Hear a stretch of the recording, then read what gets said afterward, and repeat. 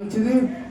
ప్రభునందు పిల్లరా, హెచ్చరిక వాక్యం వరకు పరిశుద్ధ బైబిల్ గ్రంథంలో నుండి తిమోతికి రాసిన మొదటి పత్రిక 6వ అధ్యాయము, తిమోతికి రాసిన మొదటి పత్రిక 6వ అధ్యాయము 12, 13 వచనాలు నేనే చదువుతాను. మూలవాక్యం కనుక గమనించాలని మనవి చేస్తూ ఉన్నాను. విశ్వాస సంబంధమైన మంచి పోరాడము, నిత్య జీవమును చేపట్టుము. దాని పొందుటకు నీవు పిలువబడి అనేక సాక్షులు ఎదుట మంచి ఒప్పుకుంటివి. సమస్తమును జీవాధారకుడైన దేవుని ఎదుటను, సమస్తమునకు జీవాధారుడైన దేవుని ఎదుటను పొంతి పిలాతునొద్ద ధైర్యముగా ఒప్పుకొని సాక్ష్యమిచ్చిన క్రీస్తు యేసు ఎదుటను, మన ప్రభువైన యేసు క్రీస్తు ప్రత్యక్షమగు వరకు నీవు నిష్కలంకముగాను అనింద్యముగాను ఈ ఆజ్ఞను గైకొనవలెనని నీకు ఆజ్ఞాపించుచున్నాను. చిన్న మాట ప్రార్థన చేసుకొని పరిశుద్ధాత్మ సహాయమును వేడుకుందాం. మహాపరిశుద్ధుడు, ప్రేమగల మా తండ్రి, నీ నామానికి స్తుతులు స్తోత్రాలు. ఈ మధ్యాహ్న కాల సమయంలో ప్రియులు ఇప్పటి వరకు పాటల ద్వారా స్తుతించి కనపరిచే భాగ్యం దయచేసినందుకు వందనాలు. నీ నామంతటి కంటే గొప్పదైన నీ వాక్యమును ధ్యానించడానికి సిద్ధపడుచున్న దాసుడు, కడి బలహీనుడు, అల్పుడు, అపాత్రుడు, ఎన్నిక లేని వాడు, ఏమీ తెలియని వాడు నాయన.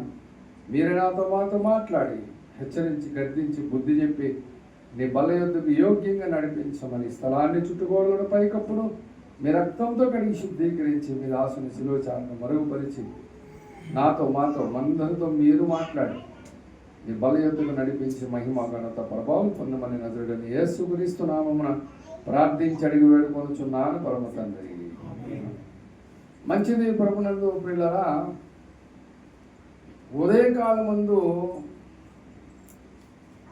అక్కడ తీసుకున్నటువంటి వాక్య భాగాన్ని బట్టి నేను దారిలో వస్తూ మరి అక్కడైతే సంఘము వెలుపటి వారి ఎడల మంచి సాక్ష్యం కలిగి ఉండని దేవుడు మాట్లాడాడు కదా. ఇప్పుడు ఈ కొందనల్లి కాలంలో నేనేం మాట్లాడాలి అనుకుంటా దేవుడిని అడుగుతా, ప్రార్థన చేసుకుంటా వస్తాను. కనీసం ఇక్కడికి వచ్చేదాకా పైకి వచ్చి కూర్చున్నాను, ఒక్క పాట పాడమన్నాను, కానీ అయినా సరే ఏం తలంపు కూడా లేదు. సరే, చివరిగా ఒక పాట, ముగింపు పాట, తర్వాత వాక్య ధ్యానం చేసుకుందామని ఎప్పుడైతే పాట ఇచ్చానో మళ్ళీ శ్రీకాంత్ పాస్టర్ గారు మళ్ళీ ఏం పాడుతాడు అంటే వాళ్ళ సాక్ష్యాల సమూహం కావాలన్నమాట అని ఎప్పుడైతే పాట పాడుతున్నాడో టక్మని నాకు ఒక మెరుపు లాంటి ఒక వాక్యము నా హృదయానికి దేవుడు అనుగ్రహించాడు. ఏంటంటే, నీవు పిలువబడి అనేక సాక్షుల ఎదుట మంచి ఒప్పుకొంటివి అనే మాట జ్ఞాపకం వచ్చింది. రైట్. మళ్ళీ అదే తిమోతి రాసిన మొదటి పత్రిక 3వ అధ్యాయంలో చదువుకున్న మూలవాక్యం 7వ వచనంలో అక్కడ చదివా, మరియు అతడు నిందపాలయ్యి అపవాది ఉరిలో పడిపోకుండుటకు సంఘమునకు వెలుపటి వారి చేత పడిపోకుండునట్లు సంఘము వెలుపటి వారి చేత మంచి సాక్ష్యము పొందిన వాడై ఉండవని అని చెప్పని పొద్దున్న మూలవాక్యం తీసుకుని మాట్లాడు. ఇప్పుడు మళ్ళీ చివరికి వచ్చేటికల్లా ఈ పత్రికలు ఏమంటున్నాడు, మళ్ళీ పత్రికలో చివరికి వచ్చేటికల్లా ఏమంటున్నాడు, అయా విశ్వాస సంబంధమైన మంచి పోరాడు. ఏం చేయాలి తర్వాత? నిత్య జీవము చేపట్టుము. నిత్య జీవము చేపట్టడం అంత ఈజీ కాదు. దాని పొందుటకు అన్నాడు. దేన్ని పొందుటకు? నిత్య జీవమును పొందుటకు నీవు పిలువబడి అనేక సాక్షుల ఎదుట మంచి ఒప్పుకుంటుంది. తెలుసా మీకు ఎలాంటి సాక్ష్యం ఉందో తిమోతికి? తెలుసా తిమోతికి ఎలాంటి సాక్ష్యం ఉందో? అపోస్తలుడైన పౌలు దేవుని పరిచర్య చేసుకుంటూ సేవ చేసుకుంటూ ఈ తిమోతి ఉన్నటువంటి పట్టణానికి, లుస్రా అనే పట్టణానికి వచ్చాడు. చూడండి, అపోస్తుల కార్యములు 16వ అధ్యాయము మొదటి నుంచి. పౌలు దెర్బేకును లుస్త్రాకును వచ్చెను. అక్కడ తిమోతి అని ఒక శిష్యుడు అక్కడ ఉండెను. తిమోతి అని ఒక శిష్యుడు ఉండెను. అతడు విశ్వసించిన ఒక యూదురాలి కుమారుడు. అతడు విశ్వసించిన ఒక యూదురాలి కుమారుడు. అతని తండ్రి గ్రీసు దేశస్థుడు. అతని తండ్రి గ్రీసు దేశస్థుడు. అతడు లుస్త్రలోను ఇకోనియాలోను ఉన్న సహోదరుల వలన మంచి పేరు పొందినవాడు. నాకు బైబిల్ గ్రంథంలో చదివినటువంటి పత్రికల్లో నేను ఈ మధ్యన కూడా ఎక్కడో ఒకసారి చెప్పాను. నేను నాకు పత్రికలు అంటే చాలా ఇష్టం. బైబిల్ అంతా ఇష్టమే, కానీ ప్రత్యేకంగా పత్రికలు అంటే చాలా ఇష్టం. అపోస్తుల కార్యాల దగ్గర నుంచి ప్రకటన గ్రంథం వరకు చాలాసార్లు చదివాను. ఒక విధంగా చాలా ఎంత బాగా చదివానంటే ప్రతి పాయింట్ని అర్థం చేసుకోవడానికి అవసరమైతే వెనక్కి ముందుకు వెళ్ళి దాని విషయంలో ధ్యానం చేసే బాగా. అలా ధ్యానం చేసినప్పుడు ఒకసారి శామ్యూల్ వాళ్ళ అమ్మగారు ఒక వారం నేను వాక్యం చెప్పిన తర్వాత, ఆమె నాకంటే చాలా పెద్ద వయసులో, కానీ 150 సార్లు బైబిల్ చదివింది. ఆమె దినము 24 గంటల్లో ఇంచుమించుగా 10 గంటల పైన ప్రార్థన ఉంటుంది. ఆమె పడుకోవడం పొద్దున్న ఎప్పుడో 4 గంటలకు 5 గంటలకు పడుకుంటారు. రాత్రంతా ప్రార్థనలు ఉంటుంది. 4-5 పడుకొని మళ్ళీ 10 గంటలు వేసి టిఫిన్ చేసి మళ్ళీ బైబిల్ ముందు వేసుకొని చదివితే చదివి మెడ వెన్నుపోసు బోన్ అరిగిపోయిందంట. పుస్తకాలు బైబిల్ అంత భయంకరంగా చదివి. అలాగే దైవ సేవకులైనటువంటి పేరు పొందినటువంటి దైవ సేవకులు ఎంతోమందికి భార్యాభర్తలు ఇద్దరు పరిచయం చేసినాం. వాళ్ళు బట్టలు ఉతికి వాళ్ళకి భోజనం పెట్టి వంట చేసి వాళ్ళు నిద్రపోతుంటే వాళ్ళ కాళ్ళు నొక్కి. నేను అనుకున్నాను మామూలుగా వాళ్ళు వెళ్తున్నటువంటి సేవకులకి ఏమనుకున్నా, వాళ్ళు ఎవరికి చేశారు తెలుసా? మాసిలమ్మనయ్య గారికి చేశారట. మాసిలమ్మనయ్య గారికి చేశారట. బిఎం శామ్యులయ్య గారికి చేశారట. బి పరంజ్యోతి గారికి చేశారట. ఆ పేర్లు ఏంటో తప్ప మనం చూస్తుండం వాళ్ళని. అటువంటి గొప్ప గొప్ప దైవ సేవకులు వాళ్ళ సంఘంలో వాక్యం చెప్పడానికి వస్తే ఈ సేవకుడిని పలానా ఇంట్లో ఎట్టనని ఎవరట. అంటే వీళ్ళ ఇంట్లో జమ్మి అమ్మగారి ఇంట్లో పెట్టమనేవారు. ఎందుకంటే సేవకులంటే చాలా గౌరవం, వాళ్ళకి అన్ని పరిచయం చేసి పెట్టారు. అట్లాంటి సేవకులకు పరిచయం చేసిన కుటుంబం అది. ఆమెతో నేను గంటలు వాక్యం చెప్తున్నా ఆమె వింటూ ఉంటే ఒకసారి ఆమె అడిగింది, అయ్యగారు దైవజనుడు ఏం చెప్పినా మనం వినాలి, కానీ నాకు కూడా కోరిక ఉంది అయ్యగారు, మీరు ఏమనుకోకపోతే ఒకసారి నాకు తిమోతి గురించి చెప్పండి. సరే అట్లాగే చెప్తాను. నేనేం ప్రిపేర్ కాల, ఏం జరగాలి, ఎందుకంటే ఆల్రెడీ పత్రికలు చదివాను. తిమోతి గురించి మంచి అవగాహన ఉంది. ఇంక ఒక రోజు ఇద్దరం కలిసి కూర్చున్నాం. 11 గంటలకి 3 అయిపోయింది. పాస్టర్ గారు అప్పటికి 3 సార్లు వచ్చి నా ఎదురుగుండా కనపడింది. అన్నం పెట్టాను వస్తావా అంటున్నా. ఫోన్లో మాట్లాడుతున్నా. ఇద్దరు ఫోన్లోనే, అటుపక్క ల్యాండ్లైన్ ఫోన్, నాది సెల్ ఫోన్. మాట్లాడి మధ్యలో ఈ 2-3 సార్లు వచ్చి అడుగుతున్నప్పుడు నేను ఆగి అంటుంటే అమ్మగారికి అర్థమైపోయినట్టుంది. అయ్యగారు మిమ్మల్ని భోజనానికి పిలుస్తున్నారేమో, నేను ఇట్లా కూర్చోబెట్టేసాను మిమ్మల్ని, ఏం పర్వాలేదు సమయం ఉంటే ఇంకోసారి మాట్లాడదు కానీ అంటే, ఇంకోసారి ఇప్పటికే 4 గంటలు అయిందమ్మా. అవునయ్య గారు నిజమే, మీరు చెప్పిందంతా నేను కూడా రాసుకున్నాను. 12 పేజీలు అయిందమ్మా. ఎన్ని పేజీలు అయిందంటే 12 పేజీలు రాసిందట తల్లి. నేను డౌట్ వచ్చి అడిగాను, మీరు ఏదో ఉద్యోగం చేసి రిటైర్ అయ్యంటే కదమ్మా, ఏం చేశారు ఉద్యోగం అన్న. స్టెనో అంట.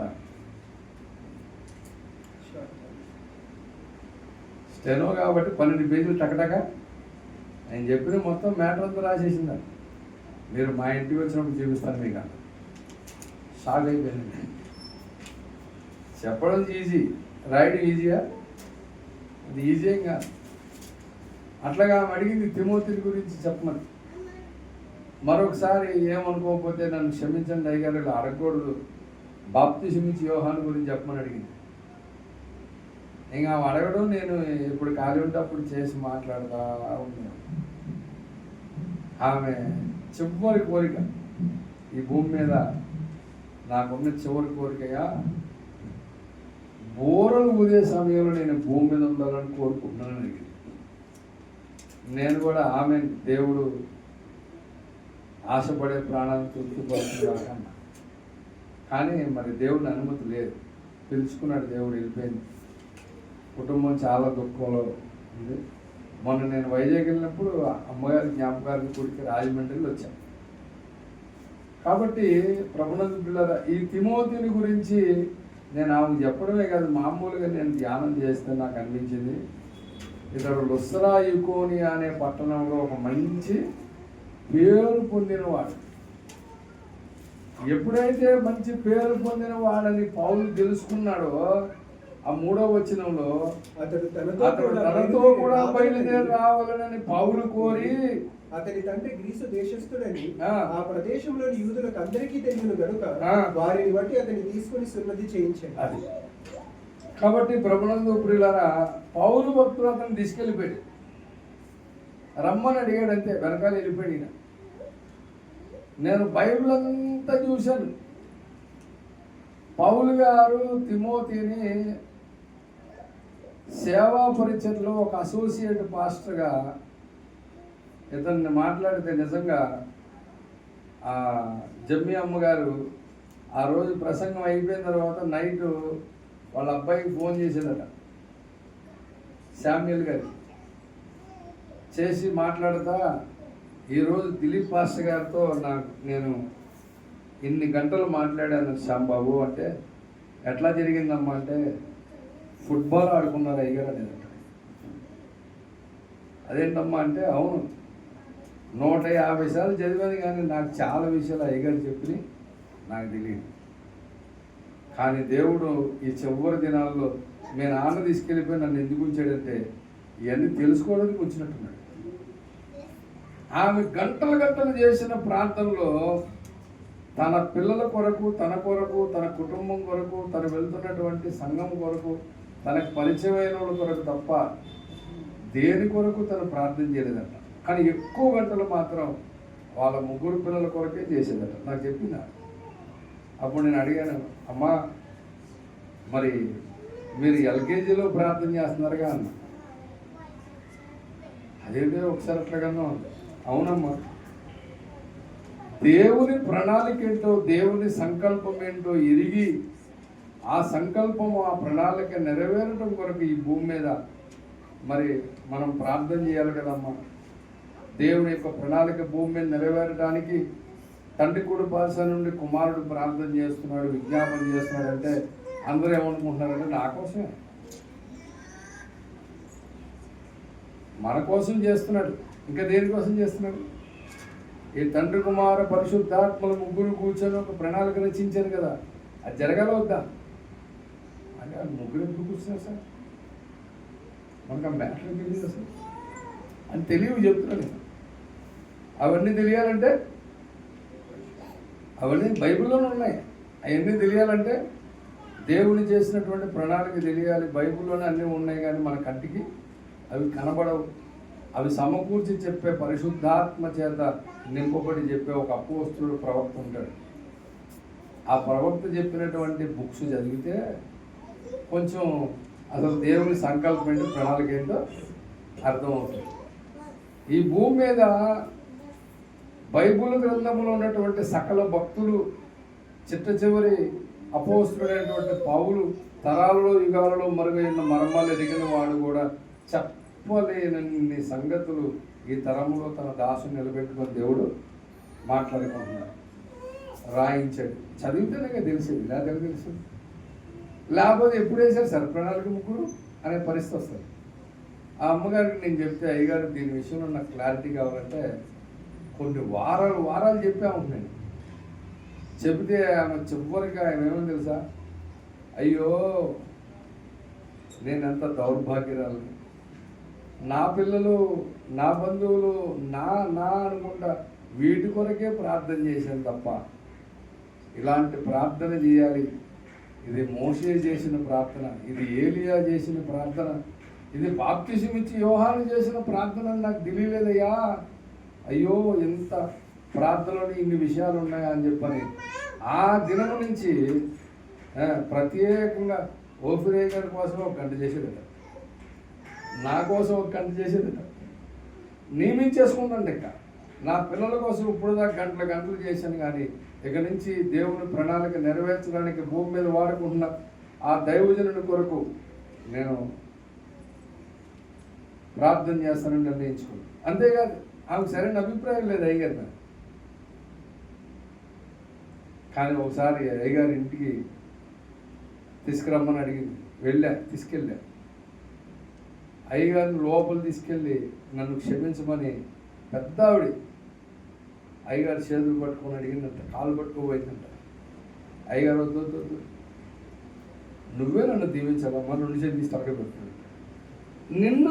నేను దీవించడం ఏంటి బాబు, నేను నీ గురించి సరైన అవగాహన లేక నేను చాలా సార్లు చాలా మాటలు మాట్లాడాను, నన్ను క్షమించాలని చెప్పంటే అమ్మాయి అన్నీ తెలియజేసావు అని అంటే అప్పుడు చెప్పిందంట అయ్యగారు, నాకు మా అబ్బాయి ద్వారా ఈ పాస్టర్ గారి పరిచయం అవ్వడం నా కళ్ళు వెలిగించబడి లేఖనాలే కాదయ్యా, ఈ తరములో దేవుడు చేస్తున్న ఆ ప్రణాళిక సంకల్పం నెరవేర్చడానికి దేవుడు నిన్ను వాడుకుంటున్నాడని నాకు అర్థమైనప్పుడు నాకు ఎంత సంతోషం అనిపించిందని ఆమె చెప్పిన మాటలు ఆ రోజు తిరిగి కార్లు వెళ్తున్నప్పుడు అయ్యగారు చెప్పాడు.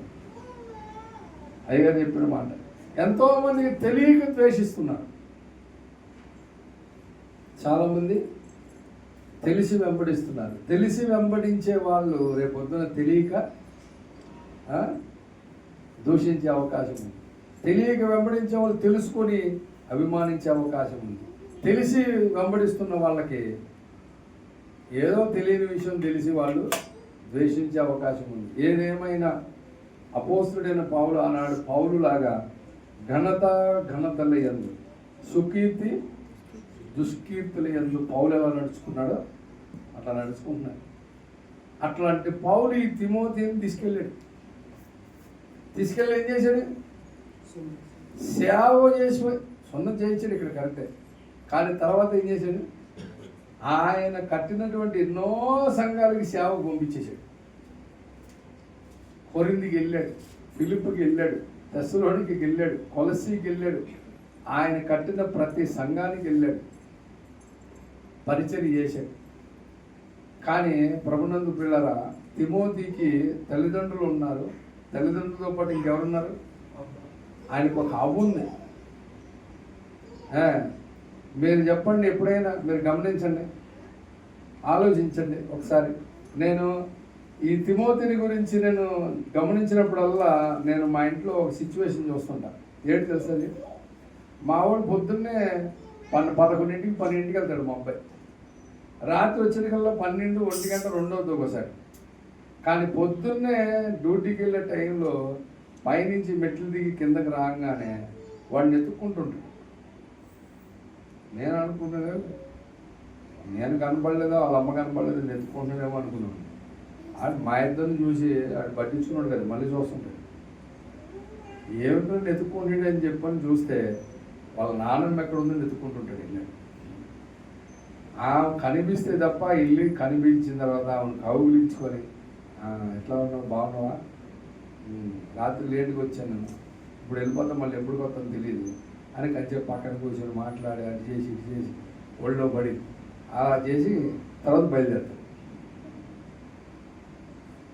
అరే కళ్ళు ఎదుగుండా వాళ్ళ అమ్మంగా నేను మమ్మల్ని పట్టించుకోలేదు అంటే మరి ఆమెతో ఉన్న ఎఫెక్షన్. ఆమె దగ్గర నేను సేవకు వచ్చేస్తే ఆమె దగ్గర ఉండి చదువుకున్నాడు. ఆమె వండిపెట్టి కాలేజీకి పంపించేది. చాలా ఇష్టం వాడంటే. అంటే ఒక బాండింగు ఒక అవ్వకి ఒక మనవడికి ఉండే బాండింగ్ ఎలా ఉంటుంది?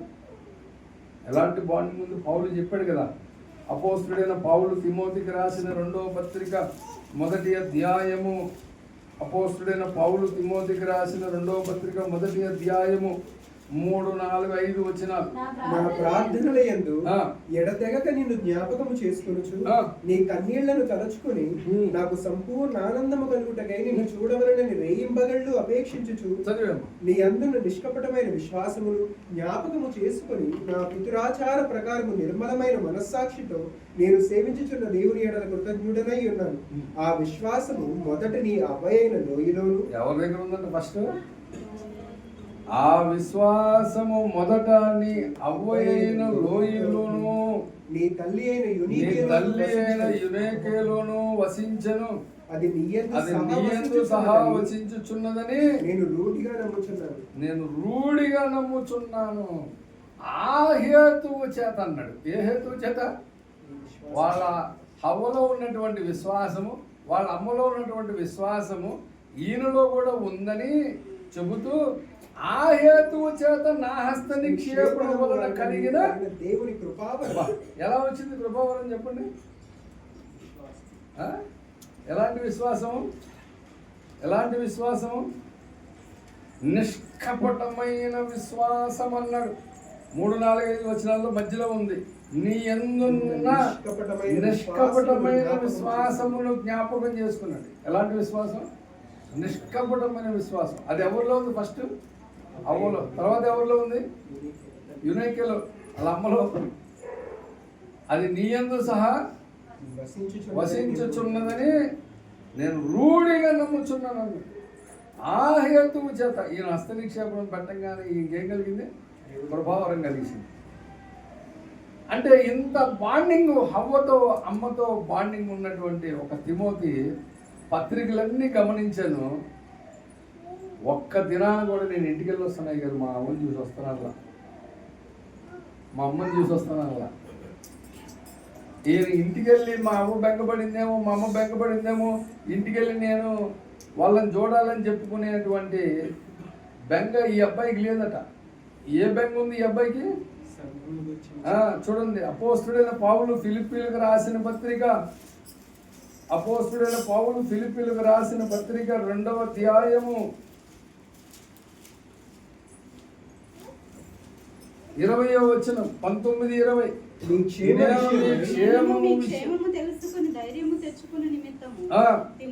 తిమోతిని శీఘ్రముగా నీ యొద్దకు పంపుటకు ప్రభువైన యేసునందు నిరీక్షించుచున్నాను. నీ క్షేమ విషయమై నిజముగా చింతించువాడు అతని వంటి వాడెవడును లేడట. అవునా?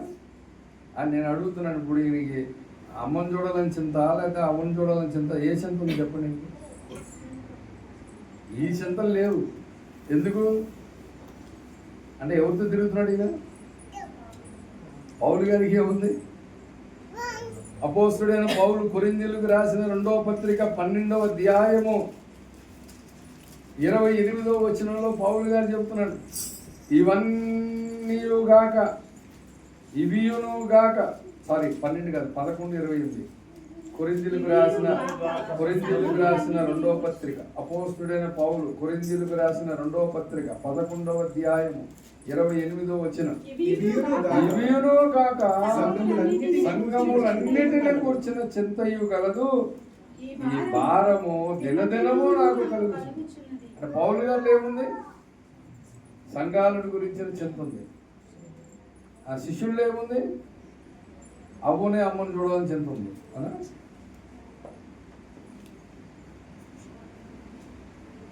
రోజులు తరబడి, నెలలు తరబడి, సంవత్సరాలు తరబడి ఎక్కడికి వెళ్తే అక్కడికి పంపించేస్తుంటే వెళ్ళిపోతున్నాడు.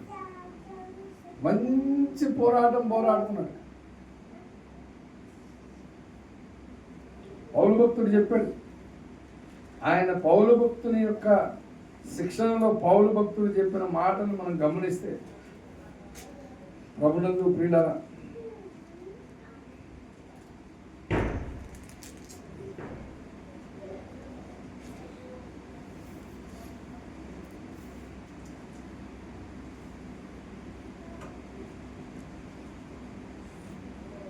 తిమోతికి రాసిన మొదటి పత్రిక మూలవాక్యం 6వ అధ్యాయం 12వ వచనములు అన్నాడు ఏమని?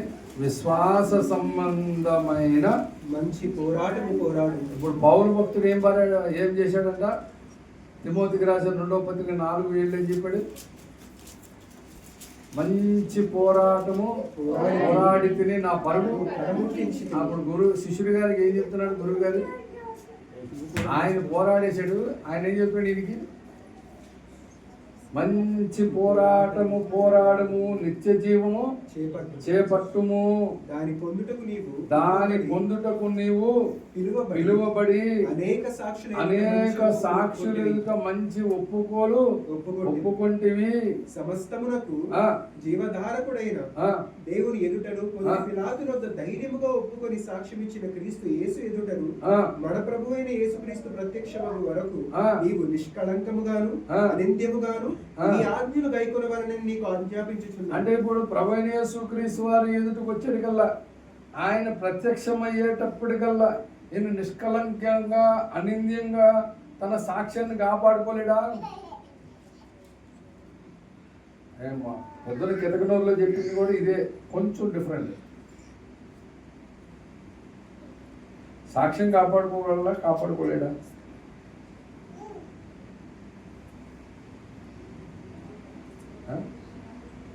ఇప్పుడు ఇందాక చదివారు కదా తిమోతికి రాసిన 2వ పత్రిక 4:7 ఆయన ఏం చెప్పేటప్పుడు? పోరాడి తిని ఇంకా మంచిది 6వ వచనం చదవండి. నేను వెడలిపోవు కాలము సమీపమై ఉన్నది, మంచి పోరాటము పోరాడి తిని. ఒక మాట, నేను ఇప్పుడే పానార్పణముగా పోయబడుచున్నాను, నేను వెడలిపోవు కాలము సమీపమై ఉన్నది. అంటే ఇప్పుడు ఈ లెటర్ రాసే సమయానికి ఆయన మరణము మరి సమీపంగా ఉంది. దగ్గరికి ఏమయ్యాడు? చనిపోవడానికి దగ్గరికి వచ్చేసాడు. అంటే తలకొచ్చి చంపేస్తారు. అది నెల వారము మనకు తెలియదు, 10 రోజులు 15 రోజులు. కానీ మొత్తానికి అయితే వెళ్ళిపోయే టైం దగ్గర పడిపోయింది లేదా? చాలా దగ్గర పడిపోయింది. ఇప్పుడు ఉదాహరణకు అనుకుందాం, ఒక నెల రోజుల్లో ఈయన తల కొట్టబడి చనిపోతాడండి. ఈలోపు ఈయన పడిపోతాడా? పడిపోయే ఛాన్స్ ఉందా? మంచి సేవ చేశాడు కదండి.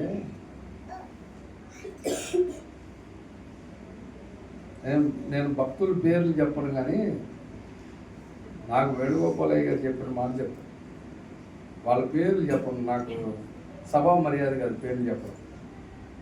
ఉన్నతమైన సేవ చేసి, ఉన్నతమైన పరిచయం చేసి, ఇంచుమించు 40-50 ఏళ్ళు పరిచయం చేసి, ఆయన రాసిన పాటలు కూడా మన సత్యదేవాసంలో ఉన్నాయి. గొప్ప దైవజనుడు. ఆయనకి పాద పరిచయం చేసినట్టు ఇంకా పేర్లు చెప్పిన వాళ్ళు ఒక ఆయన చివరి దినాలలో లాస్ట్ ఇంకా వెళ్ళిపోయే సమయంలో కాషాయ వస్త్రాలు ధరించాడు. ఎందుకు ధరించాడో ఏంటో ఎవ్వరికి తెలియదు. ఎవరు ధరిస్తారు కదా? మరి ఆయన ఎందుకు ధరించాడో తెలియదు, కానీ నెంబర్ 1 సేవ చేశాడట. ఆ విషయంలో కొంచెం ఆయన వేణుగోపాలయ్య గారు కూడా కొంచెం బాధపడ్డారు. అయ్యో గొప్ప దైవజనుడు ఇలాగైంది అని బాధపడ్డాడు. నేను చెప్తున్నా మామూలుగా జనరల్గా. అంటే ఎవరి పరిస్థితి ఎట్లా ఉంటుందో ఎవరికి తెలియదు. ఒకసారి నేను వేణుగోపాలయ్య గారి దగ్గర ఉన్నప్పుడు ఒక 40 సంవత్సరాల వయసు ఉంటుంది. ఒక ఆయన వచ్చాడు, అయ్యగారు మీరు నా కోసం ప్రార్థన చేయాలని. దేనికన్నా అంటే దేవుడు నాకు మళ్ళా నా మొదటి స్థితి నాకు ఇవ్వాలని ప్రార్థన చేయండి అయ్యారు. అంటే ఏం జరిగింది అసలు, నీ సాక్ష్యం ఏంటి, నువ్వేని చెప్పమన్నాడు. అప్పుడు ఆయన చెప్తున్నాడు, ఆయన హిందువుగా ఉండి మారు మనసు పొంది రక్షణ పొంది తర్వాత దేవుని సేవకు పిలువబడి సేవ చేసి దేవుడు స్వస్థత దయ్యాలను వెళ్ళగొట్టే వరమిస్తే స్వస్థతలు చేసి దయ్యాలను వెళ్ళగొట్టి కొన్ని సంవత్సరాలు సేవ చేసిన తర్వాత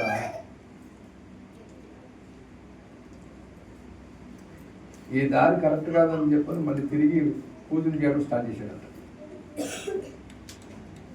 అన్నీ వదిలేసి పూజలు మళ్ళీ 2-3 సంవత్సరాలు చేసిన తర్వాత ఏం మళ్ళీ వచ్చింది,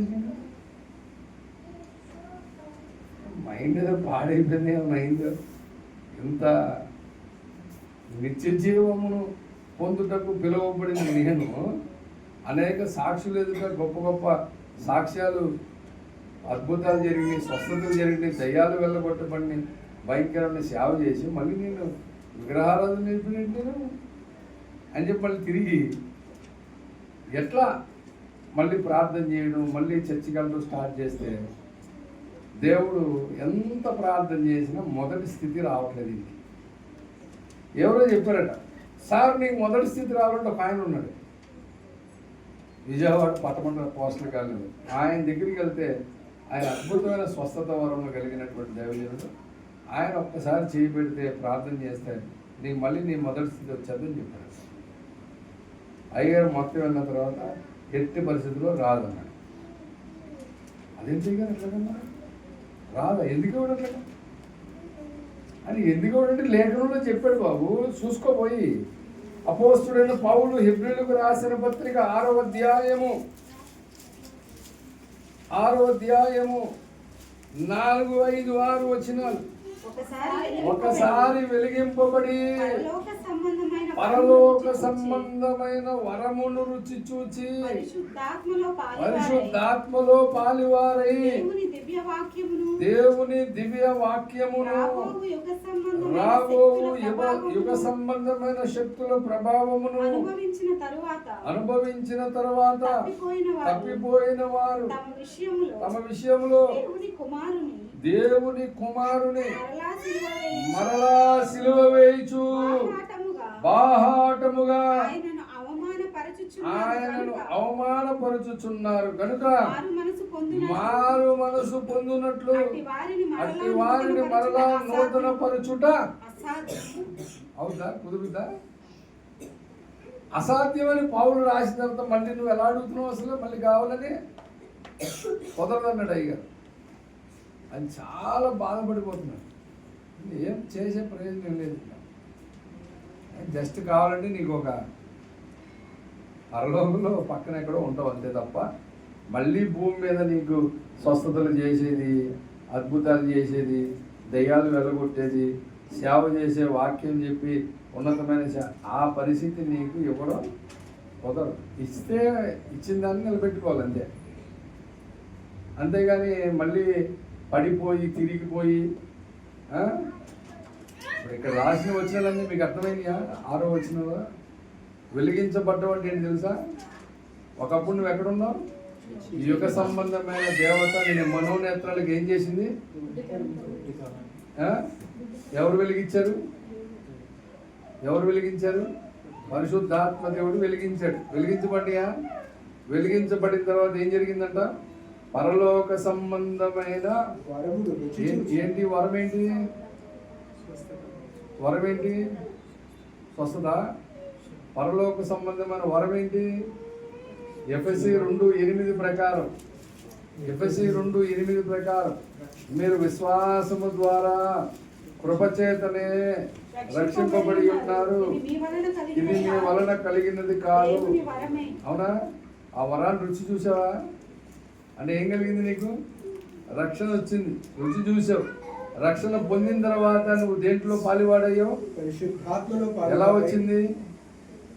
వచ్చింది? అపోస్తుల కార్యములు 2వ అధ్యాయము 42 చూడు ఒకసారి. అపోస్తుల కార్యములు 38వ వచనం. 2:38 అపోస్తుల కార్యములు. పాప క్షమాపణ నిమిత్తము ప్రతివాడు యేసుక్రీస్తు నామమున బాప్తిజం పొందిన తర్వాత దేవుడు ఏమి ఇచ్చాడు? వరం ఇచ్చాడా? దాంట్లో పాలివాడు అయ్యావా? అయిన తర్వాత దేవుని దివ్య వాక్యమును హెబ్రీ పత్రిక 5లో చెప్తున్నాడు, రాబో యుగ సంబంధమైన శక్తుల ప్రభావం అనుభవించావా, రుచి చూసావా? ఇంత చేసిన తప్పిపోతావా? ఎలా కలిగింది అంటే ఎవరైనా ఊహించగలరా? అందుకని చెప్పా, పౌలు భక్తుడు ఒక 4 రోజుల్లో వెళ్ళిపోతాడండి. పడిపోయే అవకాశం ఉందా లేదా? అందుకని మనం తెలుసుకోవాల్సినటువంటి విషయం ఏంటంటే, దేవుడు చాలా సర్వశక్తిమంతుడు, అవునా? కానీ దుష్టుడైన సాతాను కూడా సర్వశక్తిమంతుడు కాదు, కానీ వాడు కూడా శక్తిమంతుడే. దేవుడు సృష్టించకుండా సమీపించరాని తేజస్సులో అమరత్వం గలవాడై ఉన్నాడో, అట్లాగే ఈ లోకములోని ఒక చీకటి ఎవరు సృష్టించకుండా వెలుగు ఎలా ఉందో చీకటి అట్లా ఉంది. అదేం ఆషమాషి విషయం కాదు. వెలుగు ఎలా సర్వశక్తివంతుడో ఈ చీకటి కూడా అంత శక్తివంతమైంది. మనం రక్షణ పొందిన తర్వాత మనం ఢీకొడుతుంది మామూలు దీంతో కాదు, ఆషమాషి కాదు. అది చాలా వెరీ డేంజరస్. డైరెక్ట్గా ఏమి రాడాడు, ఆడి దగ్గర ఉండే చెంచాలు బచ్చాలు వస్తారు అందరికి. అందరా ఆడ వస్తాడా? అది తగ్గ స్థాయిలో దానికి వస్తారు, అందరికీ కాదు. వాళ్ళతోనే మన పని అల్లకొలం అవుతుంది. అందుకని అపోస్తుడైన పౌలు ఏమన్నాడంటే, తిమోతికి రాసిన 2వ పత్రిక 4వ అధ్యాయము 18వ వచనంలో చెప్పాడు, ప్రభు ప్రతి దుష్కార్యము నుండి నన్ను తప్పించి తన పరలోక రాజ్యమునకు చేరునట్లు నన్ను రక్షించును. యుగములు ఆయనకు మహిమ. అంటే ఇప్పుడు నువ్వు వెడలిపోయే టైం దగ్గరికి వచ్చేసిన తర్వాత నువ్వు దుష్కార్యం చేసే అవకాశం ఉందా లేదా? ఆయన చెప్పిన 18వ వచనం ప్రకారం ఉందా లేదా? ప్రతి దుష్కార్యము నుండి నన్ను తప్పించి, ఎవరు తప్పించాలి? ప్రభు అన్నాడు. అందుకనే మనం వెళ్ళిపోయే సమయం 1 గంట అయినా చాలు వాడు మనల్ని పడగొట్టడానికి. అంటే అప్పుడు మన సాక్ష్యాన్ని నిలబెట్టుకోవడానికి మనం ఎలా ఉండాలి? అందుకని చెప్పాడు ఇందాక తిమోతికి రాసిన 1వ పత్రికలో ఏమన్నాడు? ప్రభు అయిన యేసు క్రీస్తు ప్రత్యక్షమగు వరకు. ఎప్పుడు ప్రత్యక్షమవుతాడో తెలియదు. 1వ శతాబ్దంలో పౌలు భక్తుడు, పేతురు భక్తుడు, యాకోబు, యోధ వీళ్ళు రాసినటువంటి, యోహాను రాసిన పత్రికలు అన్నింటిలో కూడా వాళ్ళు చెప్పిన సమాచారం ఎలాగుంది? ఇదిగో ప్రభు త్వరగా వచ్చాడా? ఎన్నాళ్ళు అని చెప్పి 2000 ఏళ్ళు అయింది. వచ్చాడా? ఈ ఎన్నాళ్ళు అవుద్దో తెలీదు, కానీ బహు సమీపంగా అయితే రాకడు ఉంది. కానీ ఎప్పుడు రాశాడు తిమోతికి? 2000 సంవత్సరాల క్రితం రాసినప్పుడు ఏమంటున్నాడు? ప్రభు ప్రత్యక్షమగు వరకు అంట. అంటే ఆయన వచ్చేంత వరకు నువ్వు ఎలాగ ఉండాలి? నిష్కలంకముగాను అనిత్యముగాను ఈ ఆజ్ఞను గైకొనవలెనని నీకు ఎంత నిష్కలంకంగా ఉంటావో అంత అనింద్యముగా కూడా ఉండాలి. నిందలు లేని వారిగా కూడా ఉండాలి. అందుకని మొదటి ప్రసంగంలో అక్కడ చెప్పా. మొదటి ప్రసంగంలో ఏం చెప్పాను? తిమోతికి రాసిన 1వ పత్రిక 3:7లో ఎవరు చేస్తారా పని? 7 మరియు అతడు నిందపాలై అపవాది ఊరిలో పడిపోకుండునట్లు అన్నాడు. అంటే నిందపాలై అపవాది ఊరిలో అంటే ఎవరు తీసుకెళ్తారు దాంట్లోకి? అంటే ప్రభువు ఎందుకు చెప్తున్నాడు ఈ మాటలన్నీ అంటే, ఏ నిత్య జీవమును పొందుటకు నువ్వు పిలువబడితివో, అనేక సాక్షుల ఎదుట నువ్వు ఒప్పుకొంటివో, ఆ సమస్తమునకు జీవాధారుడైన దేవుని ఎదుట, పొంతి పిలాతుడి ఎదుటను, పొంతి పిలాతు నొద్ద ధైర్యముగా ఒప్పుకొని సాక్ష్యం ఇచ్చిన క్రీస్తు ఎదుటను. పిలాతు దగ్గర ఎవరు సాక్ష్యం ఇచ్చారు? క్రీస్తు ఇచ్చాడు. ఆ దేవుని ఎదుట, క్రీస్తు ఎదుట నువ్వు ఎలాగుండాలి? యేసు ప్రభు వచ్చేంత వరకు నిష్కళంకంగా అనింద్యంగా ఉండాలి. వీటిలోకి పంపడానికి దుష్టుడైన సాతాను ఎట్నుంచి ప్రయత్నం చేస్తాడో మనకు తెలియదు. ఎట్నుంచి ఏం చేస్తాడో తెలియదు. పొద్దున అక్కడ చెప్పాను, మనం అయ్యో అనుకున్న పరిస్థితుల్లో కూడా మనల్ని ఇరికించే అవకాశం ఉంటుందా ఉండదా? ఉంటుందా ఉండదా? అయ్యో అనుకునే దగ్గర కూడా ఇరికించే అవకాశం ఉంటుంది. అందుకనే పౌలు భక్తుడు చెప్పాడు, ఫిబ్రిలకు రాసిన పత్రిక 12వ అధ్యాయము 1-2 వచనాలు. ఇంత గొప్ప సాక్షి సమూహం, ఇక్కడ కూడా ఒక సమూహం ఉంది. సాక్షి సమూహము మేఘము వలె మనలను ఆవరించి ఉన్నందున మనము కూడా ప్రతి భారమును సులువుగా చిక్కులు పెట్టు పాపమును విడిచిపెట్టి విశ్వాసమునకు కర్తయు దానిని కొనసాగించు వాడనైనా యేసు వైపు చూచుచు మన ఎదుట ఉంచబడిన పందెములో ఓపికతో పరిగెత్తుదాము. ఆయన తన ఎదుట ఉంచబడిన ఆనందము కొరకై అవమానమును నిర్లక్ష్య పెట్టి సిలువను సహించి దేవుని సింహాసనం యొక్క కుడి పార్శ్వమున ఆసీనుడై ఉన్నాడు. కాబట్టి సులువుగా చిక్కులు పెట్టు పాపమును విడిచిపెట్టి అన్న. ఏంటి సులువుగా చిక్కులు పెట్టేది తెలుసా మీకు? చాలా సులువుగా పెట్టేస్తారు చిక్కులు. మనకు తెలియదు, మనం ఊహించం. చాలా భయంకరమైనటువంటి రోజులు, ఎంత భయంకరమైన రోజులు అంటే నేను చెబితే మీరు అంటారు. అలాంటివి మీకు తెలుస్తాయి, కానీ ఇప్పుడు కొద్దిగా ఆశ్చర్యంగా ఉంటుంది. అంటే చాలా ఆశ్చర్యంగా ఉంటుంది. నేను వచ్చినప్పుడు చూశాను ఇక్కడ చాలా పరిస్థితులు అలాంటివి. అందుకని ఎప్పటికప్పుడు హెచ్చరిస్తూ ఉంటాను. ఒకప్పుడు మంచి క్లోజ్గా మేల్ ఫీమేల్ ఉంటే ప్రాబ్లం కదా. ఇద్దరు మేల్స్ ఇప్పుడు క్లోజ్గా ఉన్న ప్రాబ్లం, ఇద్దరు ఫీమేల్స్ ఉన్న ప్రాబ్లం. చేతిలో చేసుకుని ఇద్దరు చర్చకొచ్చేవాడు, చేతిలో చేసుకుని భుజాల మీద చేతిలో ఇద్దరు చర్చికి ఆఫీస్కి వెళ్ళేవాళ్ళు. ఇద్దరు ఒకళ్ళు లేకపోతే ఒకళ్ళు ఉండేవాళ్ళు కాదు, ఒకళ్ళ వదిలి ఒకళ్ళు ఇంటికి వెళ్ళేవాళ్ళు కాదు. ఉంటే ఇద్దరు ఉండాలి, లేకపోతే ఇద్దరు కలిసి వెళ్ళాలి. అలాంటి పరిస్థితులు. ఓ సంవత్సరం పోయిన తర్వాత ఇద్దరు పెళ్లి చేసుకుంటాం అన్నారు. ఇద్దరు ఆడపిల్లలు. ఏం చేయాలి? తప్పిది బైబిల్లో కూడా ఉంది. పిచ్చి పిచ్చి అసలు లేదు. ఇది చాలా భయంకరమైనటువంటి దురాత్మ చేస్తున్న పనులు బైబిల్లో కూడా ఉంది అని అంటే, బైబిల్లో ఉంది సార్ కరెక్ట్. అమెరికాలో చర్చ్ కూడా ఉందంట. అన్నీ అయితే అమెరికాలో ఉండండి, వెళ్ళి ఈడెవడు మనండి నేను ఉండమన్నా. అమెరికాలో ఉండిపోయి అక్కడ అలాంటి వాళ్ళకి చర్చ్ ఉంది, పాస్టర్ కూడా ఉన్నాడు. ఇక్కడ మన దగ్గర అట్లాంటి కుదరవు. ఆ పెద్దోళ్ళు గోలు పెడితే చెప్పాయి, చెప్పి తీసుకెళ్ళి ఎవరికి చూపించాలి? ఏ డాక్టర్ దగ్గర వెళ్ళాలి?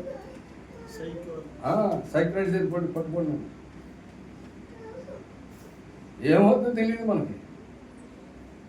ఇవన్నీ చేసే పనులు దుష్టుడు చేస్తున్న పనులు. ఇవేం కొత్త సంగతులు కాదు.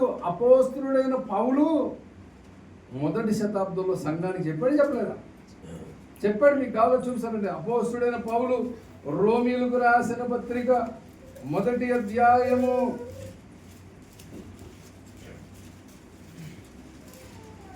25వ వచనం నుంచి చూడండి, 24 నుంచి చదువుదాం, 23 నుంచి చదవండి. వారు అక్షయుడకు దేవుని మహిమాను క్షయమగు మనుషుల యొక్కయు పక్షుల యొక్కయు చతుష్పాద జంతువుల యొక్కయు పురుగుల యొక్కయు ప్రతిమా స్వరూపమునకు మార్చి. అంటే ఇప్పుడు దేవుణ్ణి దేంట్లో కొలుస్తున్నారు? వీటన్నిటిలో.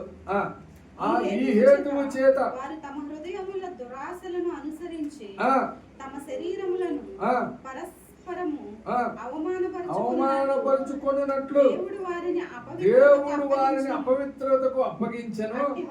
అట్టివారు దేవుని సత్యమును అసత్యమునకు మార్చి సృష్టికర్తకు ప్రతిగా స్పష్టమును పూజించి సేవించి యుగముల వరకు ఆయన స్తోత్రార్హుడై ఉన్నాడు. ఆమేన్. అందువలన ఎందువలన ఇలా చేయుట వలన దేవుడు తుచ్చమైన అభిలాషకు వారి స్త్రీలు సైతము స్వాభావికమైన ధర్మము విడిచి స్వాభావిక విరుద్ధమైన ధర్మమును అనుసరించి అటువలే పురుషులు కూడా స్త్రీ యొక్క స్వాభావికమైన ధర్మమును విడిచి పురుషులతో పురుషులు అవాచ్యమైనది చేయించు తమ తప్పిదములకు తగిన ప్రతిఫలము పొందుచు ఒకరి ఎడల ఒకరు కామాప్తులైరి అన్నాడు. నేను అడుగుతున్నా, ఇది మొదటి శతాబ్దంలో ఉందా? మొదటి శతాబ్దంలో ఉంది ఇది? మొదటి శతాబ్దంలో ఉందా? ఎప్పుడుంది? వీటన్నిటిని ఇలాంటి ఆటలన్నింటినీ తీసుకొచ్చింది ఎవడు? దుష్టుడైన సాతాను, వాడి దూతలు తమ నివాస స్థలములను విడిచి, దేవుడు అనుమతించిన నివాస స్థలములను విడిచి ఇష్టానుసారంగా విచ్చలవిడిగా వారికి నియమించినటువంటి బోర్డర్ దాటి వచ్చి వారు చేసినటువంటి అవాంఛనీయమైన సంఘటనలు ఇప్పుడే కాదు, ప్రభునందు ప్రియులారా. చూడండి, లేవియా కాండము 18వ అధ్యాయము, లేవియా కాండము 18వ అధ్యాయము. నేనేం చెప్తున్నానంటే, ప్రభునందు ప్రియులారా, అపార్థం చేసుకోమాకండి, అర్థం చేసుకోండి. ఇవాళ పొద్దున్న 2వ మెసేజ్ తీసుకున్నా. ప్రతి మనుషుని క్రీస్తునందు సంపూర్ణంగా చేసి ఆయన ఎదుట నిలవబెట్టవలనని పౌలు సమస్త విధములైన జ్ఞానముతో ప్రతి మనుషునికి బుద్ధి చెప్పుచు, ప్రతి మనుషునికి బోధించుచు ఆయనను ప్రకటించున్నాడంట. ఇప్పుడు ఒక మనిషిని సంపూర్ణ చేసి దేవుని ఎదుట నిలబెట్టాలంటే ఆ కాపరికి, ఆ పాస్టర్ గారికి ఏముండాలి? ఈ పాస్టర్ గారు పేపరే చదవడు, ఇంక జ్ఞానం ఎలా వస్తుంది? ఏం చూడకూడదు, ఫోన్ కూడా చూడకూడదు, టీవీ చూడకూడదు, అసలు ఏం మొత్తం బైబిల్తో ఇంకేం చూడకూడదు అంటే, ఏం చూడకూడదు అంటే బైబిల్ కూడా సరిగ్గా చూడటం. ఎందుకంటే బైబిల్లో కొన్ని వచనాలు, సార్ ఎట్లా సార్ ఇది మాట్లాడేది, ఎట్లా చెప్తావు సార్ అంటాడు. అది చెప్పకపోతే ఎలా తెలుస్తుంది? అవునా కదా? చెప్పకపోతే తెలుస్తుందా? ఇప్పుడు నేను అడుగుతున్నా, ఈ లేవియా కాండము ఎవరి చేత రాయించారు? పరిశుద్ధాత్ముడు మోషే చేత రాయించాడు. చదువుకోవడానికైనా లేకపోతే అలమార్లో పెట్టుకోవడానికా? మరి చదువుకునేటప్పుడు దాంట్లో ఏదైతే మనకి చెప్పాడో దాని విషయంలో జాగ్రత్త ఉండమనేగా చెప్పింది. ఏదైనా ఒక సంఘటన దేవుడు బైబిల్ రాయించాడంటే దేనికి రాయించాడు? అలా చెయ్యనా, అలా చెయ్యొద్దని, జాగ్రత్తగా ఉండమని. లోతు కథ అయినా, యోధా కథ అయినా, దావీదు కథ అయినా, దేన్నైనా ఎందుకు డైరెక్ట్గా వాళ్ళది ఉన్నది ఉన్నట్టుగా రాయించేసాడు? ఎందుకు? మీరు అట్లా చెయ్యొద్దని, చేయమని కాదు, నేర్చుకోమని కాదు, చెయ్యొద్దని రాశాడు. ఎందుకు? నిత్య జీవము చేపట్టమడానికి నిన్ను పిలిచిన వాడు నువ్వు అనేక సాక్షులు ఎదుటే కాదు, యేసయ్య వచ్చేటప్పటికల్లా దేవుని ఎదుట, క్రీస్తు ఎదుట నువ్వు ఎలా ఉండాలి? నిష్కలంకముగాను అనింద్యముగాను నువ్వు పౌలిచ్చిన ఆజ్ఞలు గైకొనాలని తిమోతికి చెప్పిన వాడు నువ్వు చేయాలి. అలా చేయాలంటే ప్రతి విషయం నువ్వు తెలుసుకొని ఉండాలా.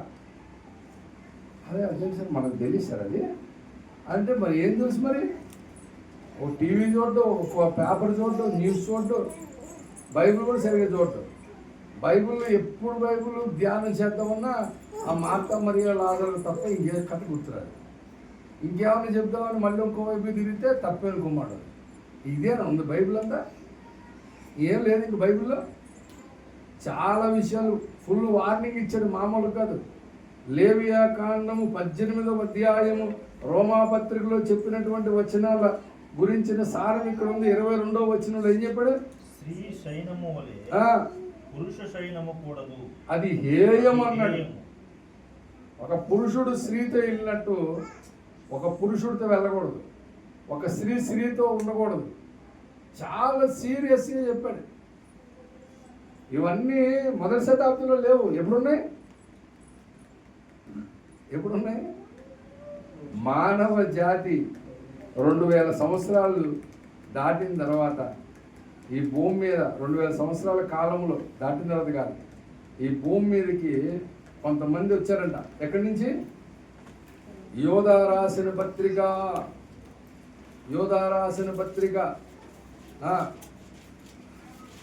6వ వచనం. మరియు తమ ప్రధానత్వమును నిలుపుకొనక తమ నివాస స్థలమును విడిచిన దేవదూతలను మహాదినమున జరుగు తీర్పు వరకు కటిక చీకటిలో నిత్యపాశములో ఆయన బంధించి భద్రము చేసెను. ఆ ప్రకారముగానే సొదొమ గొమొరలను వాటి చుట్టుపట్ల ఉన్న పట్టణములను వీరి వలనే. ఎవరి వలనే? ఏదో చాలా జాగ్రత్త. టిఫిన్ చేసావమ్మా? చేసావా? ఒక్కొక్క పేజీ చేస్తాడు. ప్రకటన దానికి గుర్తుంటుంది. తెలియకపోతే అలాగే చెప్పాలి. ఈ మధ్యన ఓఫిరే గారు కూడా పేజ్ నెంబర్ చెప్తున్నాడు, మనం కూడా చెప్తాం. యోధా రాసిన పత్రిక 6వ వచనంలో చెప్పినటువంటి 7వ వచనంలో చెప్పినటువంటి మాట ఆ ప్రకారముగానే. ఏ ప్రకారంగా ఆ ప్రకారంగా అంటే ఈ దేవదూతలు తమ ప్రధానత్వం నిలుపురుక నివాస స్థలం విడిచి వచ్చినటువంటి ఆ దేవదూతలు నిత్యనాశనంలో ఆయన బంధించి భద్రం చేశాడంట తీర్పు కొరకు.